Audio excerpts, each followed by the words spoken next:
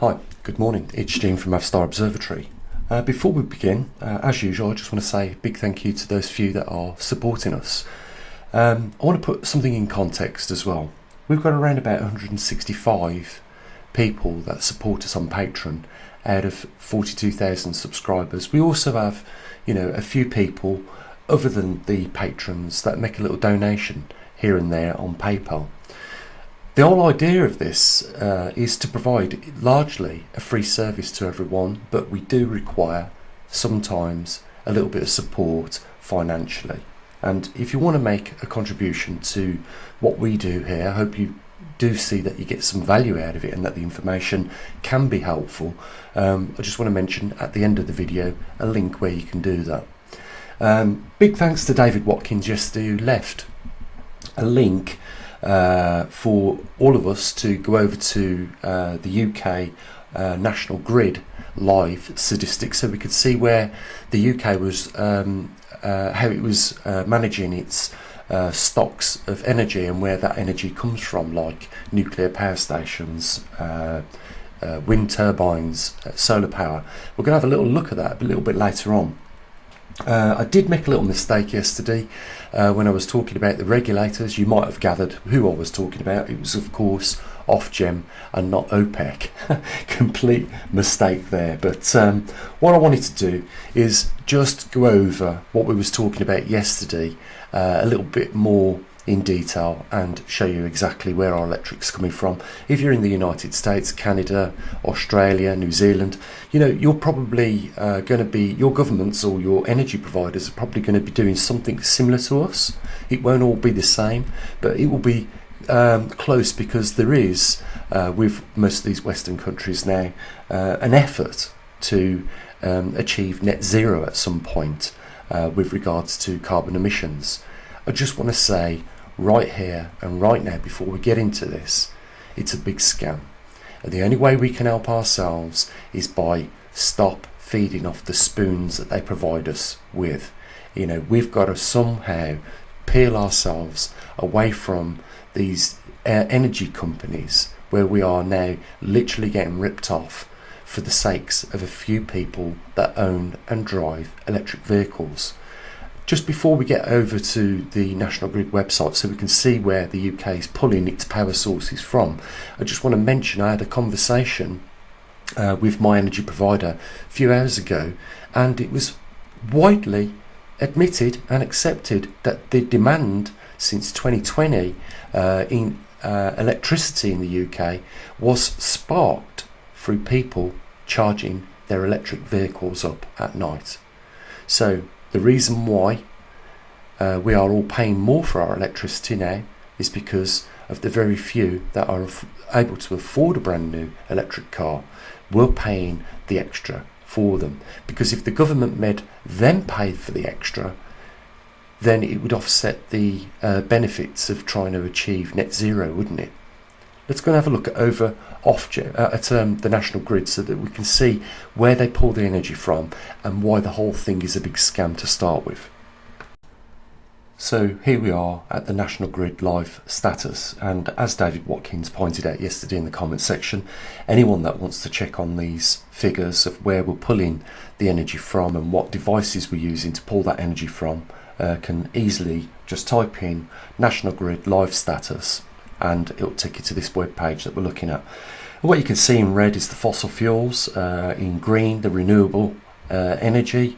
You can see there at the top solar photovoltaic, which are solar panels, and then we've got the wind generation, and then beneath that we've got other, which is like pumped storage, for those of you that don't know what that is. So in off-peak times when the electric's cheaper, what they'll do is they'll pump the water back to the top of the reservoir, and then when the energy is at dearer on normal peak times, they will then allow the water to go through the turbines to produce electricity. You've also got nuclear there and biomass. Biomass is a process where you allow vegetative organic material to decompose. What that does is it produces methane gas, which is burned to produce electricity in that form. And then we've got the interconnectors, which is, as you can see from the top there, a small group of countries all coming together to pass electricity backwards and forwards from some European and some UK islands. We've got the chart on the left there showing the demand at 35.6 gigawatts. Most of these figures are in gigawatts, so that you can see where all our energy is coming from at one point in time. You'll note that we don't produce a lot of coal-powered generation of electricity anymore. Oil, we don't produce any, and we don't use any open cycle gas methods of producing electricity. The two main sources where we get our electricity from is from the renewables, solar, wind and hydroelectric. And then the other method we get that from is, as you can see, gas combined cycle. What that means is they will burn the gas to turn a generator, and then the gas that comes from the exhaust of that generator is used to reheat steam, and that will turn another generator. So they're getting two bangs for one buck out of the gas. But burning gas is going to be producing more CO2 into the atmosphere. Burning coal, which we don't burn a lot of, will produce CO2 into the atmosphere. But using renewable energy to start with is a joke, because the reason why we're supposed to be reusing renewable energy is to save the environment, cut down on global warming. Well, I showed you the other day that this doesn't exist to start with. Man has not created a problem with global warming. It is caused through other anomalies that are taking place right now: a magnetic reversal, grand solar minimum, and a returning back to a glacial period. It doesn't make any difference the input to the reservoir in the atmosphere with regards to CO2 that man creates, because it has always been around about the same in any case. 0.4% is the total reservoir in our atmosphere. I want to show you something before we come back to this. I showed you this chart in yesterday's video, and I explained that CO2 does not drive the climate. And you can also see from this chart where we are with regards to returning back into a glacial cycle. No one's talking about this. No one is showing anybody this chart and explaining it in the same manner as what I am. So, when we look at renewables, the whole thing is a scam that has been designed to stealth tax us to hell. And that's why we are being ripped off, as we've always been ripped off by these energy companies. Not so much the oil companies that produce our diesel and petroleum and other gases and things from them these days. It's actually the energy companies. And that's why I said the only way to beat them is to start peeling ourselves away from, using electricity from the national grid. And if they are going to put up the fuel, which in turn is going to put up the logistic costs of getting our food to our shops, then we should be looking at growing a little bit of our own food now to offset some of the costs of living. This is what we're trying to do here on this website. Look out for the long-term things that are going to affect us, like the anomalies we talk about, but also address some of the problems which we're all starting to feel the pinch on with regards to energy and food and other things that are rising as a result. We can do something about some of these things, and we should try to do that. So I just want to show you how industry and how the way we produce our electricity has changed dramatically over the last 10 years. So to do that, you've got to look at the right hand side, the all-term yearly averages, and it starts at 2012 and ends at 2022. So there is 10 years of data there. What we can see, the red line going down, probably a reduction by about 50%, I would say, in the amount of electricity that we produce, usually through coal power and other means, which would be considered now as dirty production of electricity. We can see that line has dropped dramatically. We can see that the blue line that represents the other that we was looking at, which is like your nuclear power stations and a few other things like that, that's maintained an average almost. What we can see though is the demand dropped up until 2020, but then started to spike. Now, I was speaking to the energy provider today, and they said, well, clearly the reason for that spike is to do with people charging their electric vehicles up. No other reason for it that increase in demand is because of the amount of people now that are starting to charge their vehicles up. It's like I said, they consume 8.3 times more electricity than any one of us. And if 50% of our electricity is being gas produced, which means they're burning CO2 to do it, then these people might be thinking that they're driving around in little green bubbles, but in actual fact they're consuming more and putting more, if it is a big concern, and it's not, but they're putting more CO2 into the atmosphere at a rate of 8.3 times more than any other family.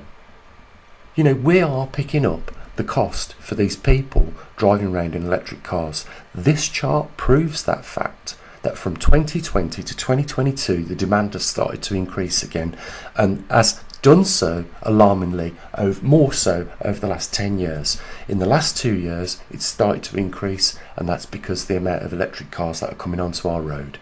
If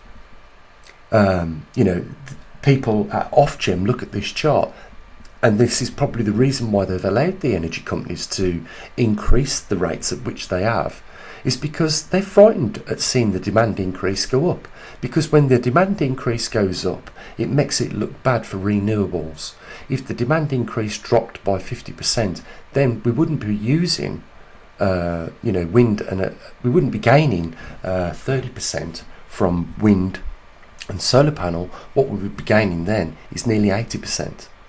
So if demand drops, it makes the green energy renewables look even better. It's the whole thing, though, guys, bottom line, is a scam. The whole thing means one thing: we get ripped off as a result of that. I just wanted to explain this using these charts today to give you a clearer idea, because they're not directly telling us why our energy bills are dramatically increasing. They're not telling us the truth, because it wouldn't encourage people, would it, to buy more electric cars? And it would be shaming those people that are buying these electric cars at this current moment. All I'll say is I'll leave you with that. 8.3 times more consumption by a family that has an electric car than one that doesn't. And they don't want you to know the true facts. They won't mention why there's a spike in that, but by putting the prices up the way they have, what this will do is, like everybody else now, will be consuming their time watching on what devices in their households consumes a lot of electricity, and they will be trying to cut that out to keep the costs of living down. And that will bring that little peak from 2020, it will lower or curve it out a little bit. And that's what the energy companies are trying to do. It's to cover up the costs of charging electric vehicles. They won't tell you that on the news, I guarantee you. They will, willingly, as they did today at the energy company, tell me quite clearly outright. It was through people. That peak that we can see from 2020 was caused by people charging their electric cars. As a result, it made the renewable energies look even worse, even though the green line on that chart does gradually go up, but it would look a lot better if there wasn't a peak from 2020 through people charging their electric cars. Basically, when the demand goes up, it makes renewable energies look even worse, and so it should. I suppose I should talk about how vulnerable all these methods of producing electricity is going to become when we merge further down this road, heading towards the glacial period, heading towards a magnetic reversal, heading towards probably a further decline in the solar output. All these things are vulnerable. When there is snow on solar panels, there will not be 6.9% energy or 2 gigawatts being produced. When there is no wind, or the turbine blade is ice laden, that turbine won't be producing 38.3% of the electricity. It won't be producing 13.6 gigawatts. I would like to know how all these methods are going to stand up in the future to the events that we've got coming, because I'll tell you now, not one of these companies has took precautions to do something about these power cables that roll across the British countryside high up in the air, which will be susceptible to freezing ice building up on them and inevitably cracking and breaking. the cables that carry the electricity. I try and tell people, you've got to start seriously thinking about getting out of cities. If you live in a high rise, you are about to get pummeled by costs. Let's face it, you've got nowhere to put solar panels in a high rise building. You've got nowhere to grow any food. So for those two reasons, you are grounded where you are, and you can't help yourself even if you wanted to. We need to look at other methods. Maybe getting together with some like-minded people. If you live in a high rise, start an allotment plan together, a little project where you can all grow some food, share your produce out with each other. Let one person to be experts in growing potatoes, and they share them out, one for the carrots, one for the peas, that sort of thing. We have to start seriously thinking about what we're up against and doing something to avoid the oncoming train that is on the track approaching us. We can talk about these things forever and a day, but if we don't act, we're failing to accept what is obviously going to happen. Guys, as I mentioned at the beginning of the video, we don't charge for what we do. We hope people do get a service from what we talk about here on the YouTube channel and what we produce on the website, poleshiftnews.com.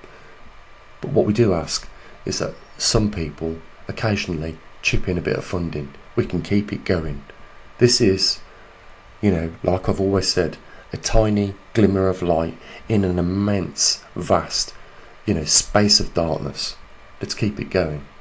Guys, hopefully you got something out of this video today, and I try and sometimes if I'm too brief in what I'm trying to show people, then people ask for more information. So perhaps today you got a little bit more clearer understanding of what's going on and why they're doing it. If that's giving you something out of it, hopefully you're learning as you go along with us. That's good. But the thing is, you've got to start doing something as well proactively.